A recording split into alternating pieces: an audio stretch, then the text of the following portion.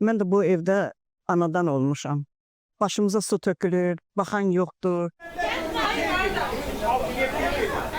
1977-ci ildə mən burada yaşayıram. İldən dairə xarablaşır, taxta evlərdir.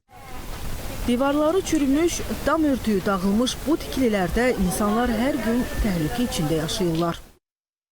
2 mərtəbəli baraklar, fin evləri. Bura Sumqayıtın inşaatçılar massividir.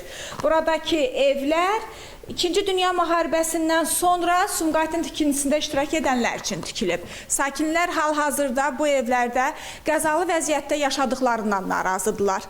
Hər binada 4'ü alt, 4'ü isə üst mərtəbədə olmaqla 8 ailə yaşayır ki, ailələrin həyatı hər an təhlükədədir. 33 ildir bu həyətdə yaşayırıq, bu binada.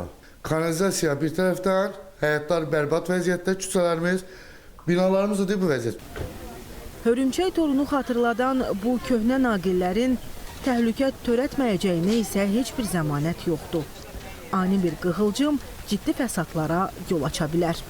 Evlərdəki pis vəziyyətdə. Bloka girirsən, bütün uçulub tökülür. Sakinlər deyirlər ki, dəfələrlə aidiyyatı qurumlara müraciət etsələr də nəticə yoxdur. Taxtalarla qorxa-qorxa çıx, indi uçacaq birazdan, uçacaq qalmışıq bax beləncəsinə. Məsələ ilə bağlı Sumqayıt şəhər icra hakimiyyəti ilə əlaqə saxladıq. Bildirildi ki, Sumqayıt şəhərində istismar müddətini başa vurmuş yaşayış evlərinin sökülərək yerində müasir binaların tikilməsi prosesinə artıq başlanılıb. 17-ci və 21-ci məhəllələrdə hazırda işlər davam etdirilir. Qeyd olunan ərazilərdə də taxta evlərin mərhələli şəkildə sökülərək yerində müasir yaşayış binalarının tikilməsi planlaşdırılır. Qeyd edək ki, Sumqayıt şəhərində taxta konstruksiyadan inşa olunan 100 ev var.